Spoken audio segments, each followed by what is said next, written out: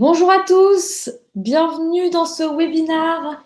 Alors, je profite des personnes qui sont à l'heure pour faire le petit test son et lumière. Est-ce que vous pouvez me confirmer que vous m'entendez bien et que vous me voyez bien en mettant par exemple dans le chat si vous pensez qu'il y avait de la place pour une personne ou pour deux personnes sur cette planche.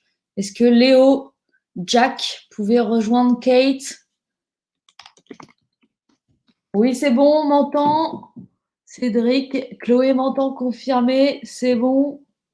Annie-Paul aussi. Eh ben, j'ai l'impression que sur le test son et lumière, on est bon, on est bon. Alors, bienvenue dans ce webinaire. RSE mettez en place un plan d'action adapté à vos collaborateurs. On va passer 45 minutes ensemble. N'hésitez pas à utiliser le chat comme certains viennent de le faire si vous avez le moindre souci technique. Carla, qui sera notre serviteur de l'ombre ce midi, pourra vous aider. Tout au long du webinaire, je vous invite à aller dans l'onglet questions qui se trouve en haut à droite pour poser vos questions. Là encore, Carla y répondra en direct, mais on gardera un temps à l'issue du webinaire pour y répondre. Pendant ce webinaire, vous allez voir, il y aura régulièrement des petits sondages, des petits quiz. Alors, pour y répondre, ça se passe dans l'onglet sondage en haut à droite. Et puis, sachez qu'à l'issue du webinaire, vous recevrez un mail automatique avec le replay. Vous pouvez aussi à tout moment télécharger la présentation qui est en train d'être diffusée directement sur l'écran du webinaire. Donc voilà pour les considérations logistiques, je crois que je vous ai tout dit. Alors le webinaire de ce midi s'intitule RSE, mettez en place un plan d'action adapté à vos collaborateurs. Donc c'est ce qu'on appelle la deuxième danse de notre bal de l'engagement. Le bal de l'engagement, c'est une série de webinaires qui est dédiée à l'engagement solidaire des salariés. Donc il y a 5 rendez-vous au mois de juin pour parler de l'engagement solidaire au travail avec des témoignages d'experts, d'entreprises et des réponses clés en main pour, on l'espère, passer à l'action facilement. Alors la genèse de ce bal, le pitch initial, c'était le constat que les associations ont besoin de vous, entreprises, que les collaborateurs sont en demande d'engagement, de sens au travail, et donc c'est le moment ou jamais d'engager vos entreprises en fait pour de grandes causes. Donc au mois de juin, vous retrouvez 5 webinaires avec l'expertise des ateliers durables, de la Fondation Free, d'EcoCO2, d'EcoDev, de Windoo, de l'ADEME, de Fly the Nest, de Sillage et de Passerelle et compétences. Voilà, donc aujourd'hui, c'est notre deuxième tour de danse. Donc, je vous propose de commencer. Alors, je suis accompagnée aujourd'hui de Thomas d'EcoDev. Bonjour. Oui, donc du coup, je suis Thomas Chauveau, responsable de la communication chez Ecodev. Donc Ecodev, on accompagne les employeurs dans leur démarche de développement durable, du conseil stratégique au déploiement opérationnel en passant par la mesure d'impact et la conduite du changement. Vaste programme. Et je suis accompagnée aussi d'Arnaud de Windoo. Bonjour. Déjà, merci beaucoup Magali, et puis merci à Microdon pour l'organisation de ce webinaire. Donc oui, moi effectivement, je m'appelle Arnaud, je suis un des deux associés fondateurs de Windoo. Donc nous, on travaille avec les directions RH et les directions générales sur les enjeux d'engagement collaborateur. Alors je suis à la campagne, ça veut dire que ma prise de parole soit rythmée par le bruit des oiseaux et on n'est pas à l'abri d'un bruit de poule ou de mouton à tout moment. Oui, donc nous on travaille sur les enjeux d'engagement collaborateur, pas seulement l'engagement solidaire, mais plutôt l'engagement au sens large. Donc on a une approche assez unique sur le marché qui mélange d'une part la mise en place d'outils de mesure de l'engagement, donc des outils pour pouvoir mieux comprendre son organisation, et d'autre part la mise en place de plans d'action autour de prestations, de formations, d'activités d'équipe, de cohésion. Donc, pour vous donner quelques chiffres et vous permettre de nous situer, Windoo a maintenant 4 ans et demi. On a une trentaine de collaborateurs, on a à peu près 300 clients en France et un petit peu en Europe. Et puis un réseau d'environ 2000 intervenants qui sont des formateurs, des formateurs et puis un certain nombre d'intervenants qui interviennent dans le cadre des prestations qu'on met en place chez nos clients. Merci Arnaud. En effet, ça donne envie les petits bruits derrière-fond derrière toi. De mon côté, je me suis pas encore présentée, donc je suis Magali. Je suis responsable marketing chez Microdon. Microdon, on est une entreprise solidaire labellisée Bicorp et on développe des solutions innovantes pour faciliter l'engagement solidaire en entreprise. On est notamment connu pour l'arrondi sur salaire qui permet de faire un don à une association directement depuis son bulletin de paye et pour la plateforme de l'engagement qui permet de proposer des programmes d'engagement solidaire aux salariés. Alors, je vais tout de suite laisser la parole à Thomas d'Ecodev. L'idée de ce webinaire RSE mettait en place un plan d'action adapté à vos collaborateurs. Déjà, Thomas va essayer de vous convaincre, je pense qu'il va y arriver, de la nécessité d'élaborer une stratégie en amont. Ensuite, Windou va vous partager des pistes pour inculquer, plus que des pistes d'ailleurs, bon, en tout cas, ça va vous inspirer, j'en suis sûre, pour inculquer les valeurs RSE et d'engagement dans votre entreprise. Et puis, moi, j'essaierai de vous proposer des actions concrètes pour mettre en place, pour justement mettre en place cette stratégie RSE, en vous racontant notamment l'histoire, les 3 chouettes histoires d'entreprise. Donc, Thomas, je te laisse la parole. Eh ben, merci Magali, merci beaucoup. Merci à tous d'être là. Je vous propose de commencer par une petite question, un petit sondage. Selon vous, quelle part des dirigeants d'entreprise et dirigeants d'entreprise se disent engagés sur le sujet lié à la RSE? Je vous invite à y répondre dans l'onglet sondage. Donc vous avez 19% d'après ce qu'on m'a dit, 59% c'est déjà pas mal, 79% c'est presque 80%.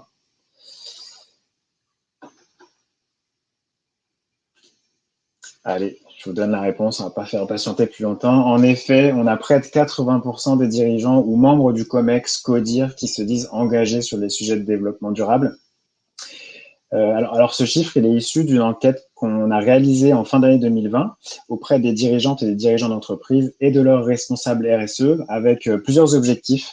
Tout d'abord, c'est d'évaluer un peu la perception de la RSE par les dirigeantes et les dirigeants d'entreprise, mais également d'apporter un regard croisé entre les perceptions des dirigeants et des responsables RSE, et finalement donner aux responsables RSE la clé pour mobiliser. Donc cette enquête, elle a été réalisée auprès de 110 entreprises via des interviews en face à face, également un questionnaire en ligne qui était disponible.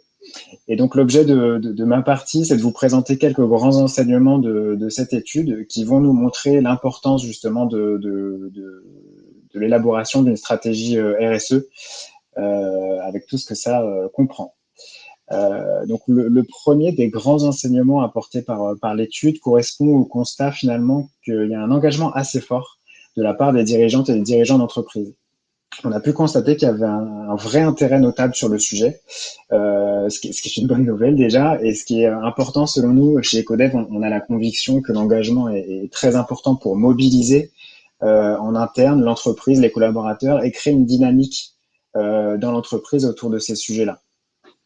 Donc l'engagement des collaborateurs, oui, et on va en reparler après, mais aussi l'engagement des dirigeants pour impulser la dynamique. Au-delà de l'engagement, on observe en revanche un niveau de maîtrise des sujets liés au développement durable et à la RSE qui est beaucoup moins évident. Alors comme vous le voyez sur la présentation, aucun des répondants estime ne pas connaître les grands principes de développement durable.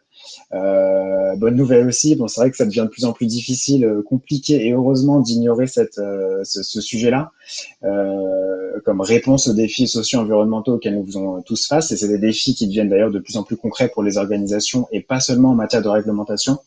En revanche, même si on connaît bien les grands principes, si les dirigeants connaissent bien les grands principes, la maîtrise des sujets est un peu plus aléatoire. Donc, je vous ai mis quelques exemples de sujets, notamment on voit que 60% des membres de la direction estiment maîtriser ou avoir une bonne connaissance des ODD.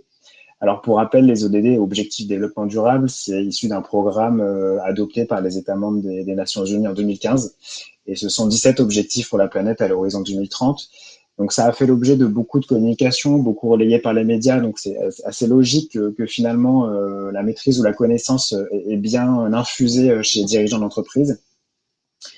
Je vous ai pris également un autre chiffre qui est 20% des dirigeants et dirigeantes qui disent maîtriser ou connaître l'ISO 26000. Donc pour rappel, l'ISO 26000, c'est un référentiel qui a pour vocation d'aider les organisations à contribuer aux grands principes de développement durable et à construire sa stratégie RSE. Alors oui, c'est un référentiel qui est non certifiable, mais la plupart des certifications ou des labels RSE sont construits sur les grands principes de l'ISO 26000. Donc ces deux sujets, objectifs de développement durable et ISO 26000, c'est souvent un peu la base de la structuration de la stratégie RSE que les entreprises peuvent élaborer. J'ai mis un dernier chiffre qui concerne la loi Pacte. Donc on a 43% des dirigeants qui disent maîtriser ou connaître la loi Pacte, ce qui est un petit peu plus que les ISO 26000, mais un petit peu moins que l'ODD. La loi Pacte ne concerne pas uniquement que la RSE, mais également la stratégie d'entreprise globalement dans son évolution, dans sa croissance, dans sa performance.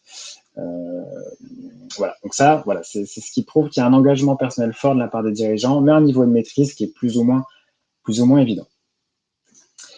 Au-delà de l'engagement, la RSE est vue aussi par les dirigeants et dirigeantes d'entreprise comme un enjeu important pour l'entreprise. Et ça, c'est aussi une bonne nouvelle. Pour environ 2/3 des répondants, la RSE est perçue comme un enjeu significatif, voire un levier de performance.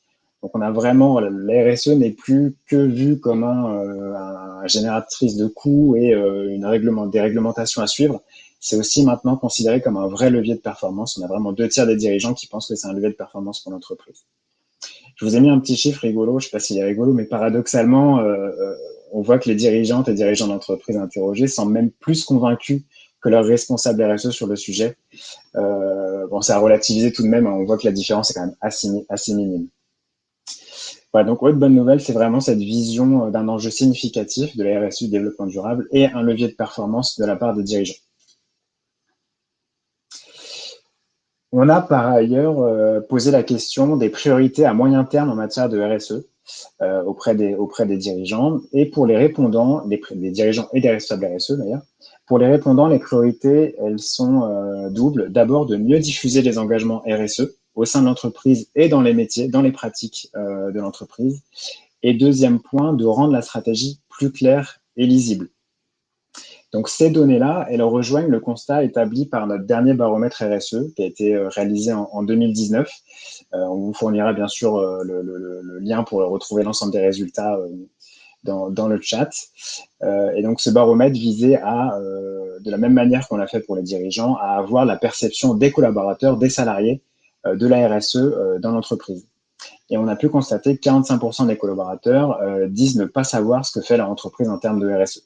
Il y a un vrai problème effectivement de lisibilité et de connaissance des collaborateurs sur ce que fait l'entreprise en matière de RSE. Et au-delà de ça, on a seulement 8% des collaborateurs qui sont invités à intégrer la RSE à leur pratique, dans leur quotidien, dans leur métier. Donc il y a une parfaite corrélation au final entre la volonté des collaborateurs enfin on le verra peut-être un petit peu plus après, mais il y a une corrélation entre le fait que les collaborateurs sont peut-être peu informés ou pas assez informés ni invités à intégrer la RSE et finalement cette vision de dirigeant qui est de dire justement il faut mieux diffuser la RSE au sein de l'entreprise et rendre la stratégie, les objectifs plus clairs et plus lisibles.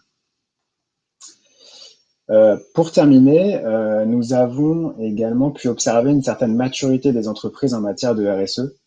Le chiffre qu'il va falloir retenir, c'est ce 78%, quasiment 80% des entreprises prennent en compte le sujet de la RSE à travers une stratégie plus ou moins intégrée à leur business model, à leur stratégie globale ou une stratégie RSE à part entière. Autre très bonne nouvelle, mais ça montre bien que c'est primordial au final et que les entreprises ont bien compris, et que si on veut réussir à mettre en place la démarche RSE, il est primordial d'élaborer une stratégie avec tout ce que cela peut comporter, que ce soit dans l'identification, le dialogue avec les parties prenantes, la matrice de matérialité, le modèle d'affaires ou encore la définition d'une feuille de route, d'indicateurs de suivi. Voilà, c'est vraiment primordial si on veut réussir sa stratégie et s'embarquer dans la RSE. Par ailleurs, on a également évoqué les motivations principales des dirigeants et des responsables RSE. Pourquoi on met en place cette stratégie, et on va voir qu'en fait, la motivation principale, elle est liée aux ressources humaines. En fait, elle est dans une volonté de motiver les salariés dans un premier temps. Ensuite, on voit que la motivation, ça va être les attentes des clients et des consommateurs, ce qui paraît assez logique dans ce contexte où de plus en plus les consommateurs et les clients sont soucieux de ces sujets-là. Et seulement après, on va voir venir les motivations environnementales. Donc, on a l'habitude de dire, nous, que les motivations, elles sont souvent un peu plus égo que éco. C'est-à-dire qu'on fait souvent ça pour j'ai envie de dire, pour la performance de l'entreprise, pour motiver les salariés, pour la productivité, et on fait finalement moins ça pour l'aspect environnemental. Bon, bah, au final, c'est pas très grave parce que ça va dans le même sens, donc tout va bien. Et donc cette donnée-là, des entreprises qui réalisent leur stratégie RSE, qui sont très très nombreuses, hein, elle rejoint également le baromètre RSE des salariés dont je vous ai parlé, qui mettait en évidence, et je vous ai mis les chiffres, que 2 tiers des salariés pensent que la RSE est utile ou indispensable. Et que 86% se disent intéressés davantage à la RSE qu'il y a quelques années. Donc en fait, on a une vraie corrélation, encore une fois, entre les attentes des collaborateurs qui ont vraiment envie déjà de connaître ce que fait l'entreprise sur ce sujet-là, qui ont également envie de s'impliquer, d'intégrer la RSE dans leur métier, et également ces entreprises qui ont bien senti ça et nous montrent que leur motivation principale, c'est de motiver les salariés et c'est lié aux ressources humaines. Voilà, donc là, c'est pour rappeler donc ces 2 études sur lesquelles on s'est basé, donc l'enquête RSE vue par les dirigeants d'entreprise et l'observatoire collaborateur, donc la perception de la RSE par les salariés. Donc je vous invite à prendre, à récupérer ces enquêtes et en prendre connaissance dans son intégralité. Et pour conclure et passer la main à Arnaud, les quelques enseignements qu'on peut en tirer, c'est qu'on a des dirigeants qui sont engagés personnellement sur le sujet. On a des salariés qui sont conscients de la nécessité de la démarche et prêts à s'impliquer davantage. Donc, toutes les conditions sont réunies, tout le monde est prêt. En plus, on a des démarches qui sont souvent structurées dans les entreprises. Mais voilà, le X, c'est qu'on a une nécessité de rendre les stratégies beaucoup plus claires et lisibles, de mieux définir les stratégies et de définir un plan d'action qui intègre la RSE au cœur de l'activité et des métiers. Les collaborateurs sont vraiment en demande sur ces sujets-là. Et il y a également un besoin de mieux diffuser les valeurs et les engagements RSE auprès des salariés et dans leur métier. Et c'est d'ailleurs ce que Arnaud va évoquer, comment inculquer les valeurs et les engagements RSE de l'entreprise auprès des collaborateurs. Le retour du bruit des oiseaux. Merci beaucoup Thomas. Effectivement, je vais commencer ma prise de parole par un petit sondage auquel je vous propose de répondre sur comment est-ce que vous évaluez la part des collaborateurs qui souhaitent être plus impliqués dans la stratégie RSE de leur organisation. Donc vous avez le choix entre 7%, 70% et 100%. Pendant que vous répondez, il y a une question d'Isabelle assez intéressante qui t'est destinée, Thomas, sur la différence entre RSE et développement durable. Alors, je crois que tu as déjà partiellement répondu, mais peut-être que tu vas nous dire un mot supplémentaire là-dessus, parce que je pense que c'est assez intéressant, parce qu'on a d'un côté l'enjeu du siècle qui est très lié à l'écologie, et de l'autre côté, des entreprises qui répondent à des attentes en la matière. Ouais, tout à fait. Bon, il n'y a pas grande différence au final. C'est simplement qu'effectivement, le développement durable, c'est une vision plus globale. On a les objectifs de développement durable qui sont des objectifs globaux à l'échelle mondiale. Et les RSE, c'est plus comment on l'adapte dans l'entreprise. D'accord.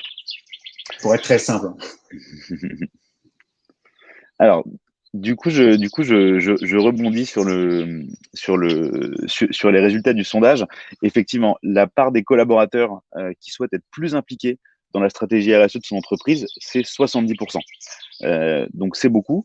Je pense que l'intervention d'Ecodev nous a tous affirmé qu'il y avait une vraie attente des salariés sur la matière. Et parfois même, on peut même aller un peu plus loin et parler d'exigence, notamment d'une nouvelle génération.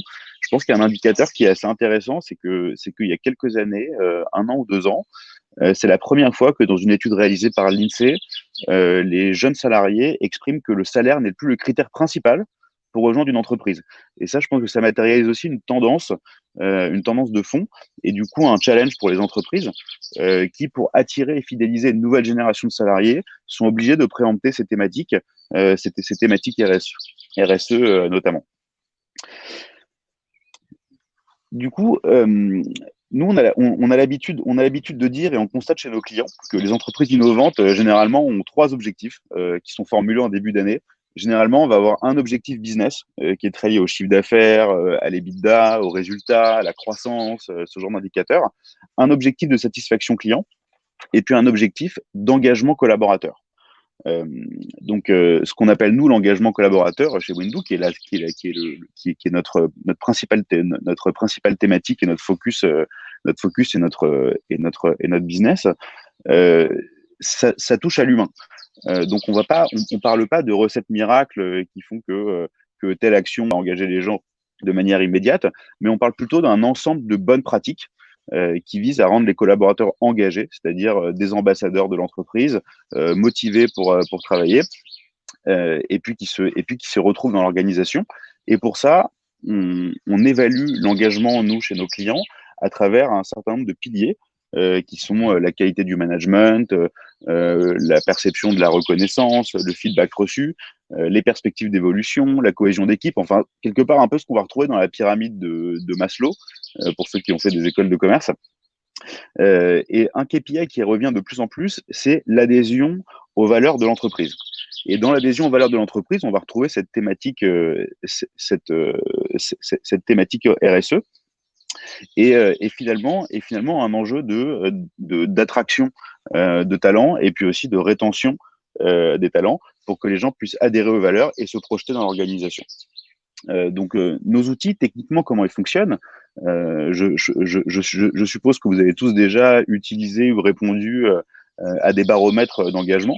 Donc, il s'agit de diffuser en interne auprès de vos équipes des enquêtes régulières et anonymes sur un certain nombre de thématiques que vous avez identifiées, dont l'adhésion aux valeurs et, et les sujets autour de la RSE.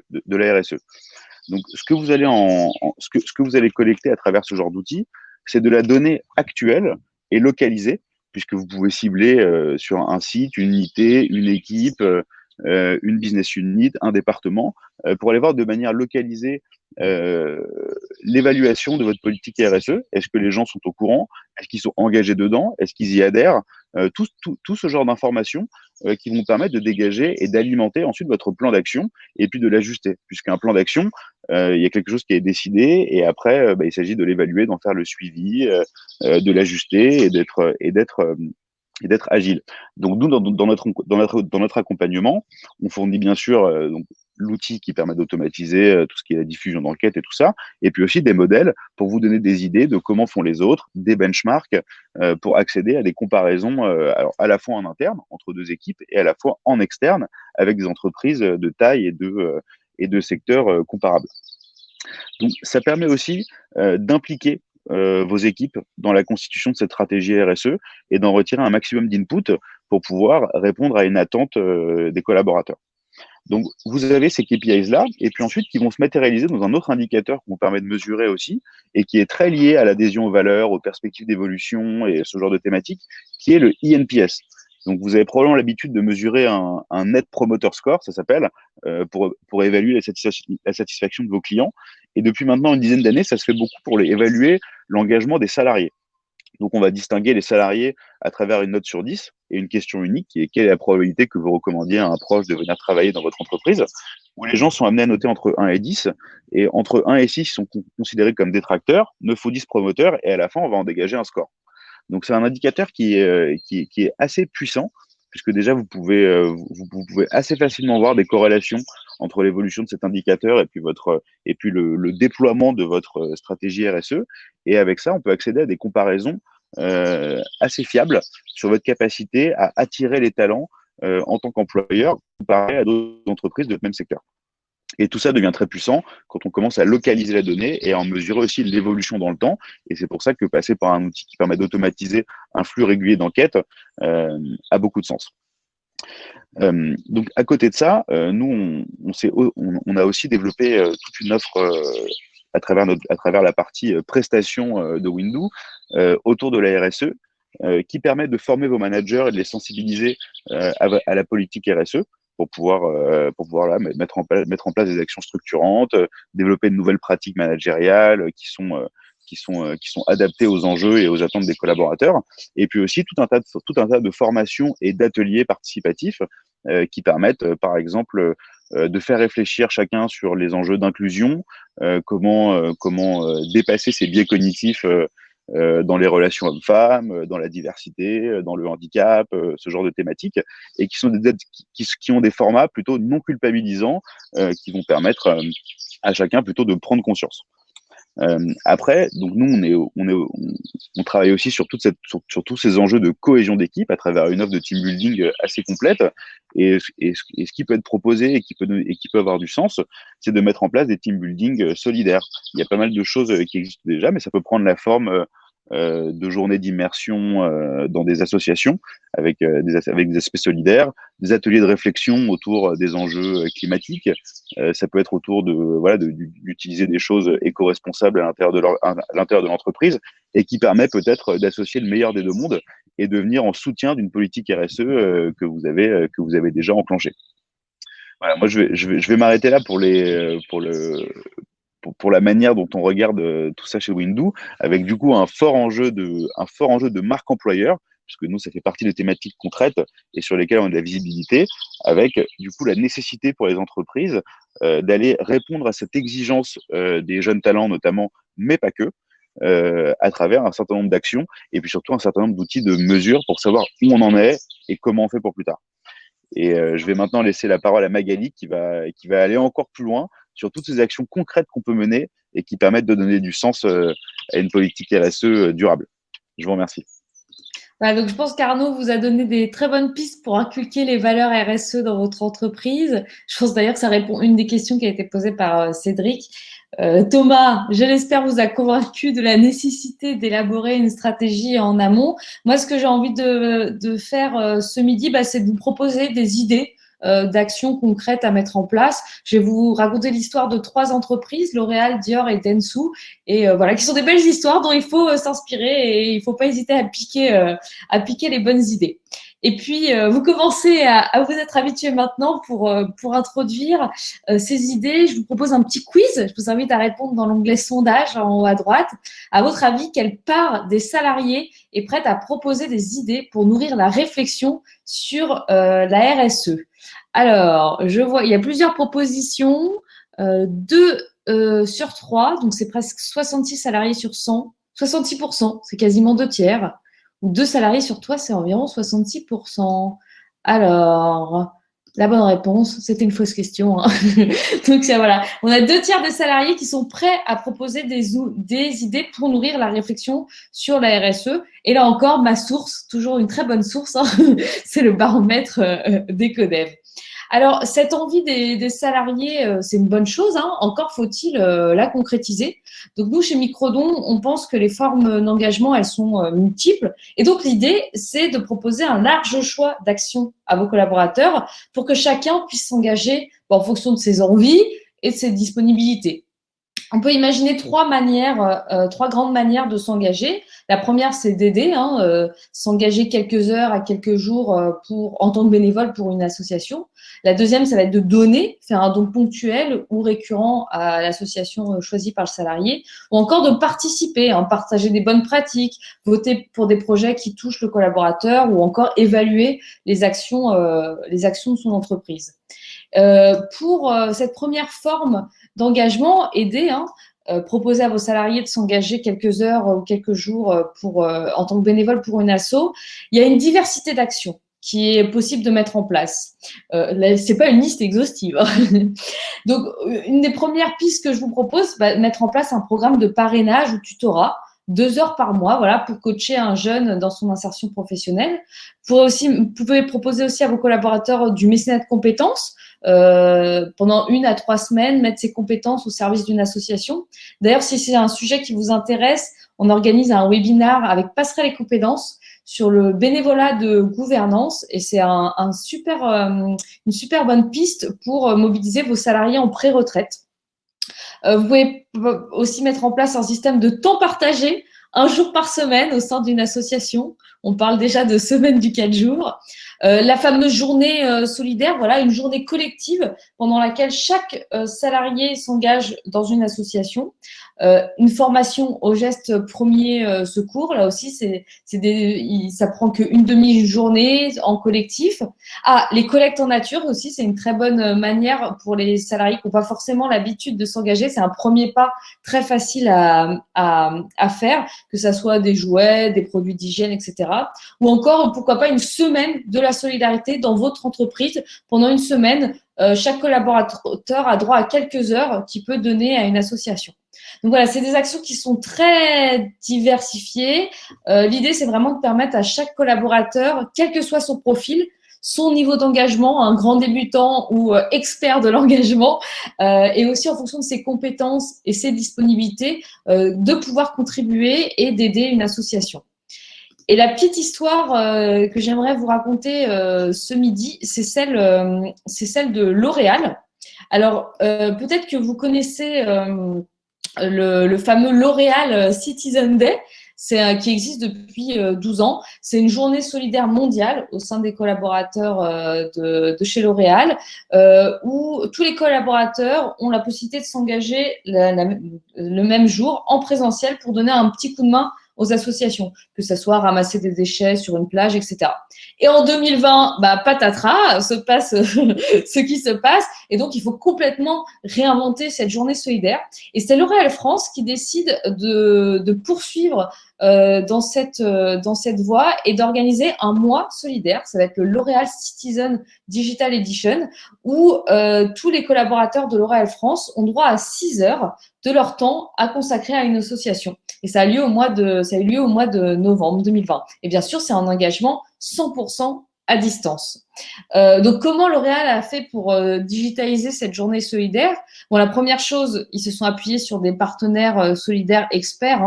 Il y avait Unicité, Patte Blanche, Big Bloom, Passerelle Compétences, la Fondation FAS, voilà, des acteurs dont c'est l'expertise d'organiser ce type d'événement. Ils ont aussi décidé de proposer plusieurs initiatives d'engagement pour justement répondre à la diversité des profils qu'ils avaient en interne. L'idée, c'est vraiment de proposer un cadre commun, mais les envies de chacun varient. Donc, ils ont lancé des campagnes de crowdfunding, de dons sur salaire, du volontariat, et ils ont aussi organisé des hackathons solidaires. Donc voilà, on voit que cet engagement solidaire était vraiment protéiforme pendant ce mois de l'engagement. Ils ont aussi fait appel à nous, Microdon, pour leur fournir une plateforme sur laquelle ils ont pu centraliser toutes ces initiatives, pour que les collaborateurs puissent s'y retrouver. Mais c'était aussi une plateforme qui était collaborative pour que tous les partenaires et les associations bénéficiaires puissent s'interfacer. Il y a aussi eu un grand sourcing de missions de bénévolat auprès des associations qui avaient des besoins en ressources humaines, en bénévoles, à la fois des missions individuelles et des missions collectives. On a par exemple des salariés qui ont pu pitcher leur métier à des jeunes Indiens en formation avec l'association Tara, ou on avait l'association Planète Mer qui cherchait des salariés pour leur traduire des documents en anglais. Donc c'était très, très varié. Et puis enfin, la petite astuce qui a fait tout fonctionner, ils ont bien sûr événementialisé ce moment d'engagement. L'idée, c'était de faire monter la mayonnaise. Donc en fait, ce temps a duré que pendant un mois, en novembre 2020, mais en réalité, il y a eu 2 vagues. Ils ont d'abord permis une première vague d'inscriptions, ils ont ensuite fermé les inscriptions, ils ont mis en ligne des nouvelles missions, ils ont réouvert, puis refermé. Ils avaient aussi proposé de mettre la plateforme en pré-consultation. Donc, les salariés, comme ça, pouvaient repérer les missions ou les actions qui les intéressaient. Et le jour J du lancement, ils étaient dans les starting blocks pour s'inscrire à la mission qui les intéressait. Il y a eu aussi un webinaire de lancement qui a été organisé avec les associations qui pouvaient justement faire un appel aux dons, un appel au volontariat aux salariés. On a organisé une chasse au trésor en ligne, là encore ça marche toujours, gamifier l'événement. Et puis ça s'est conclu par un grand webinaire d'impact, de bilan, où là encore les associations pour revenir, pour remercier les collaborateurs et puis expliquer ce qui a été fait de l'argent collecté, ou encore voir l'impact concret de toutes ces heures données. Et le résultat a été au rendez-vous, puisque au final on a 700 salariés qui ont donné 2600 heures de volontariat au profit de 112 associations, des chiffres assez impressionnants. Il y a eu 9 hackathons qui ont été réalisés et c'est 225 000 € qui ont été collectés et reversés aux associations bénéficiaires. Donc voilà, c'est la belle histoire de L'Oréal que je voulais vous raconter. Une autre des formes d'engagement et que d'ailleurs L'Oréal aussi a mis en pratique, c'est de proposer à vos salariés de donner, faire un don ponctuel ou récurrent à l'association de son choix. Là encore, il y a plusieurs initiatives qui est possible de mettre en place en fonction des envies de vos collaborateurs et aussi de vous, votre politique mécène d'entreprise, de vos relations avec des associations partenaires, etc. Si vous avez une fondation aussi, bien sûr, qu'elles soient impliquées dans ces initiatives. Donc, vous pouvez mettre en place du don sur salaire, la possibilité de reverser chaque mois un don directement depuis son bulletin de paye. Il y a ce qu'on appelait le don d'urgence. L'idée, c'est de proposer à vos salariés de se mobiliser autour d'une cause urgente, d'une situation de crise, un ouragan à Haïti, par exemple, via un don ponctuel par carte bleue ou sur salaire. Il y a le crowdfunding aussi, qui a pas mal fonctionné chez L'Oréal. L'idée, c'est de proposer une contribution à un projet d'impact sur une plateforme de crowdfunding type KissKissBankBank. Et puis, alors, le don de congé, c'est vrai que c'est un nouveau concept qu'on voit pas encore souvent, mais l'idée, c'est de faire un don à une association ponctuelle grâce à la monétisation de jours de congé. Donc, le salarié peut renoncer à un jour de congé qui est transformé en une valeur monétaire qui est reversée à l'association de son choix. Donc, voilà, vraiment plusieurs formes pour mobiliser les salariés autour du don. Alors, et là, pour illustrer ces exemples, je vous propose de vous parler un petit peu du cas de Dior. En 2017, l'équipe RH, elle a voulu créer un programme d'engagement pour embarquer un maximum de collaborateurs en France. Et donc, ils ont décidé d'activer l'arrondi sur salaire, donc laisser aux salariés la possibilité de faire un don directement depuis leur bulletin de paye. En 2020, ils décident, face à la crise, de créer une campagne d'urgence du don sur salaire, justement, au profit de la fondation APHP. Et ils ont décidé à la fin d'année d'aller encore plus loin en proposant aux salariés de faire du don de temps. Et donc, ils ont mis en place un programme de télébénévolat. Donc, laisser la possibilité aux salariés de s'engager entièrement à distance sur des petites missions ponctuelles auprès d'associations qui avaient des besoins. Le résultat, c'est qu'ils ont eu une augmentation de 25% des donateurs, donc de salariés engagés, et le total reversé entre 2017 et 2020 est assez impressionnant parce qu'il y a quasiment 85 000 € qui ont été reversés aux associations bénéficiaires, sachant que Dior propose d'abonder des dons, c'est-à-dire que 1 € donné par le salarié est égal à 1 € donné par Dior. Et donc 2 € pour l'association, vous l'aurez compris. Donc Dior, je trouve que c'est un bel exemple de l'évolution aussi d'une politique d'engagement avec des actions qui sont de plus en plus impliquantes et qui en plus s'adaptent au contexte, là pour le coup, au contexte sanitaire et même sociétal. Et le troisième levier d'engagement dont je voulais vous parler, c'était celui de faire participer vos salariés à votre politique RSE. Je pense que là, Arnaud et Thomas vous auront déjà m'ont bien préparé le terrain et vous êtes normalement convaincus. Mais voilà, quelques exemples de ce que vous pouvez mettre en place. Des défis solidaires. Thomas parlait tout à l'heure des ODD, les objectifs du développement durable. Ça peut être un très bon levier pour mettre en place des défis. Faire voter les collaborateurs pour sélectionner une association à soutenir, un projet à faire émerger. Un programme autour des éco-gestes. En septembre, il va y avoir la semaine du développement durable. Donc, ça peut être le moment de lancer un programme autour des éco-gestes. Et si ça vous intéresse, d'ailleurs, jeudi, c'est cette semaine, on organise avec l'ADEME justement un webinaire autour des éco-gestes au bureau. Vous pouvez aussi faire des appels à projets. Alors, c'est la version 2.0 de la boîte à IT, j'ai envie de dire. Pour laisser les collaborateurs proposer eux-mêmes des projets, ou bien même si vous avez une fondation, ça peut être une bonne manière aussi de sourcer des associations. Vous pouvez mettre en place des programmes de sensibilisation autour de sujets de santé, bonnes pratiques, mais aussi n'hésitez pas à avoir une plateforme ou un espace en ligne, que ce soit sur l'intranet, etc., pour rendre visible en fait votre RSE, votre politique RSE, que ce soit vos publications, vos newsletters, etc.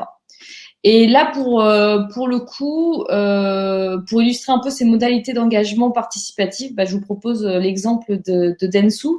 L'enjeu de Dentsu, c'est qu'ils avaient besoin de rendre concret la vision du groupe qui est a Digital Economy that Works for All.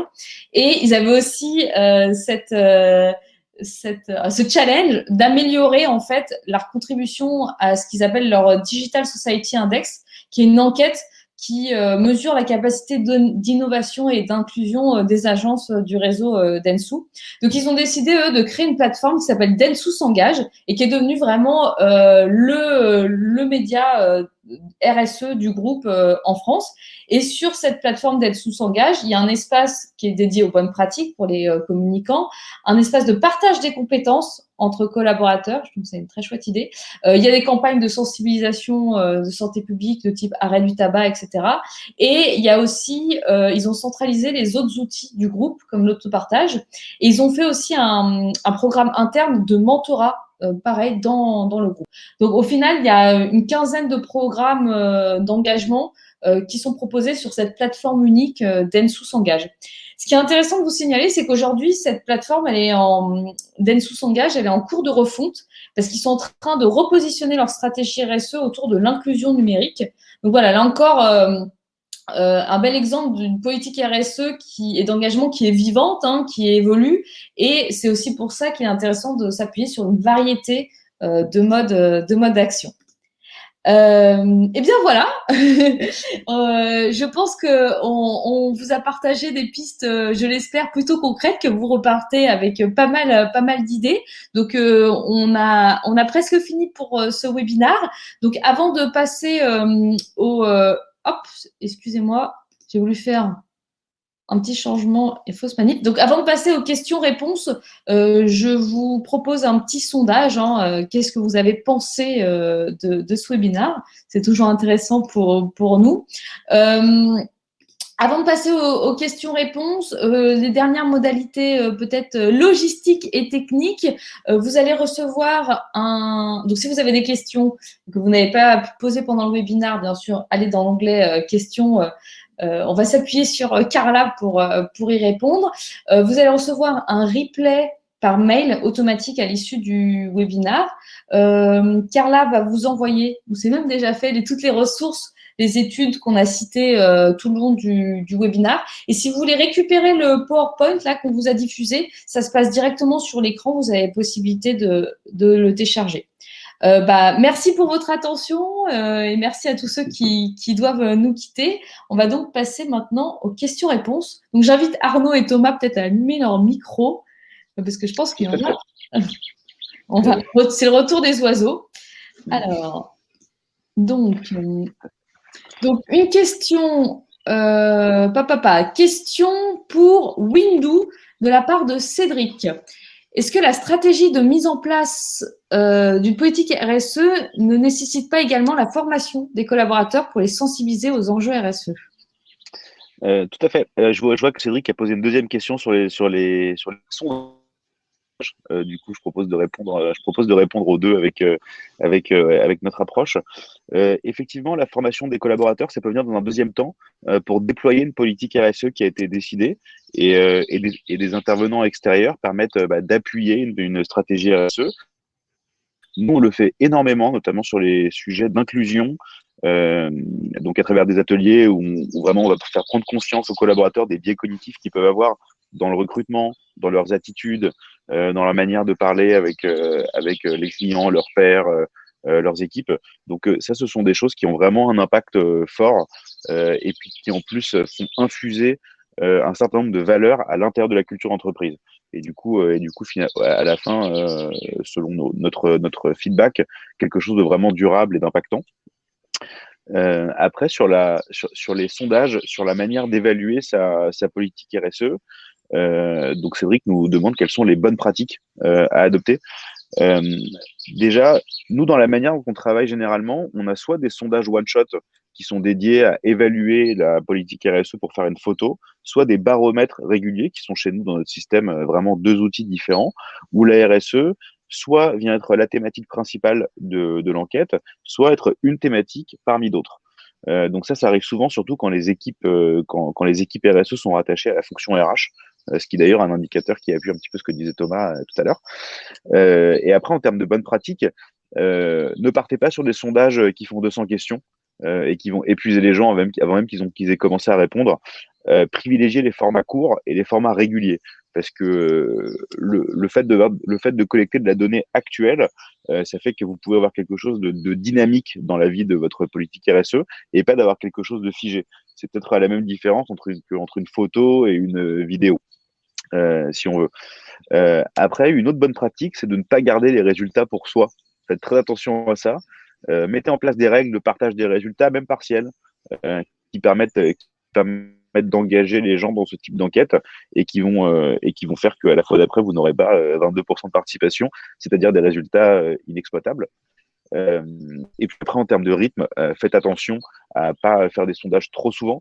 Nous, ce qu'on va vous recommander, selon la taille de votre entreprise, c'est entre 3 mois et 6 mois entre deux enquêtes, pour se laisser à la fois le temps de l'action, le temps de la restitution, pour pouvoir faire des choses entre les enquêtes, et le temps de la communication aussi. Et c'est vraiment ça qui va permettre d'engager durablement vos équipes dans cette démarche de feedback continu autour de notamment la politique RSE, mais pas que. Top, merci Arnaud, réponse bien complète. Alors, je vois une question pour Microdon. Ah, il y en a deux. Alors, il est intéressant de proposer un engagement vers l'externe, mais le postulat n'est-il pas de travailler sur le climat social et l'entraîne en interne avant cela? Et je vais répondre de manière complémentaire avec l'autre question. Quel type d'entreprise peut mettre en place une plateforme de type Microdon? Alors, en effet, quel type d'entreprise peut mettre en place une plateforme Microdon?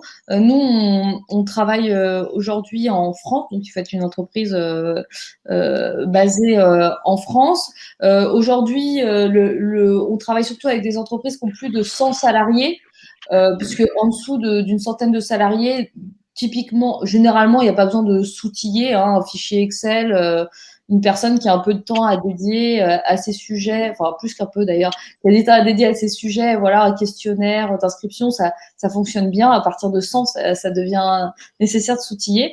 Mais surtout,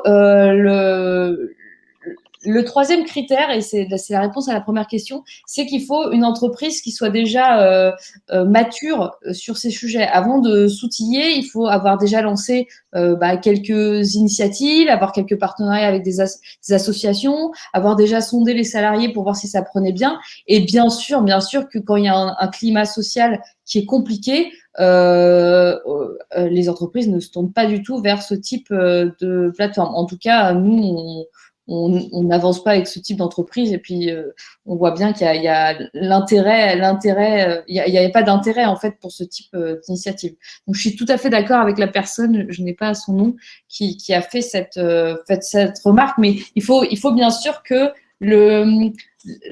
finalement le département RSE et le département RH collaborent ensemble, et il faut qu'il y ait déjà un climat social positif pour mettre en place ce type d'initiative, en tout cas celle dont je vous ai cité. Une question. Ah, vas-y, Thomas. Je ne sais pas si je peux compléter juste par rapport justement aux formations et même à l'engagement vers l'externe ou en interne. C'est là où justement le côté stratégique est important. La stratégie, elle permet justement de faire un état des lieux, d'identifier un peu les enjeux, de les prioriser, d'établir une feuille de route et de pouvoir prioriser justement les actions plus pertinentes. Donc un engagement plutôt externe ou interne en fonction du climat social. Est-ce que la formation, on la fait plutôt sur des achats responsables parce qu'on a une filière d'approvisionnement qui est impactante. Enfin, c'est pour ça que la stratégie est importante en amont pour bien choisir où est-ce qu'on va, où est-ce qu'on s'oriente. Une dernière question, parce que je crois que ça y est, on a déjà dépassé le timing. Question pour Arnaud. Les sondages types permettent-ils de tirer des réelles conclusions sur l'impact de la politique RSE? Si oui, quelles sont les bonnes pratiques à adopter? Alors justement, c'est la question de Cédric à laquelle j'ai répondu en doublon tout à l'heure, d'où la complétude de la réponse. Autant pour moi. J'ai fait un petit topo des bonnes pratiques en termes de surveys. Et puis oui, à la fin, le KPI essentiel, c'est vraiment l'adhésion à la stratégie RSE, et puis permettre de collecter du feedback pour en faire quelque chose de dynamique et de vivant. Bon, bah, il est temps que j'aille manger alors. Bah, je vous propose qu'on conclue là-dessus. Merci à tous pour votre participation et puis j'espère qu'on vous a convaincu de mettre en place des actions au sein de votre entreprise. Merci Magali, merci Thomas, merci à tous d'avoir participé, puis aussi merci à mon équipe pour tout ce qu'ils ont fait pour l'organisation du webinaire. Pareil, Au merci à revoir. tous. Merci Microdon pour l'organisation. À bientôt. Au revoir.